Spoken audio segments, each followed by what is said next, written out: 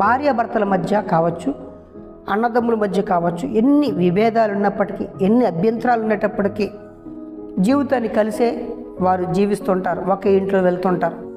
ఈ లోకంలో మాత్రం మనిషి అడ్జస్ట్మెంట్ అవుతున్నాడు, కానీ దేవుని యొక్క సంఘములో దేవుని దగ్గరకు వచ్చేసరికి మాత్రం మనిషి విడాకులు తీసుకునే పద్ధతిలో పయనిస్తున్నాడు. కాబట్టి అభ్యంతరాలు వస్తాయి, వాటిని అధిగమించాలని దేవుడు కోరుకుంటున్నాడు. అభ్యంతరానికి కారణమైన వాడిని దేవుడు విడిచిపెట్టడు అని బైబిల్ చెబుతుంది. 9వ అధ్యాయం 38వ వచనాన్ని చదువుదాం. మార్కు సువార్త. రోజు క్రైస్తవ్యంలో వచ్చిన పెద్ద విపత్తు ఏంటంటే, మా సంఘమే గొప్పది, మా సంఘమే పరలోకానికి వెళ్తారు, మా సంస్థ వారే ఎత్తబడతారు, మిగిలిన వాళ్ళంతా కూడా నరకానికి వెళ్తారు అన్న విపరీతమైన ధోరణి, బోధలు విపరీతంగా చేస్తున్నారు. దానివలన ఇతరులంతా కూడా, ఇతర సంఘాల్లో ఉన్నవారు, సంస్థల్లో ఉన్నవారిని, ఒక క్రైస్తవుడు ఇంకో క్రైస్తవుడిని ప్రేమించకుండా అలాంటి విభేదాలు కలిగిస్తున్నారు.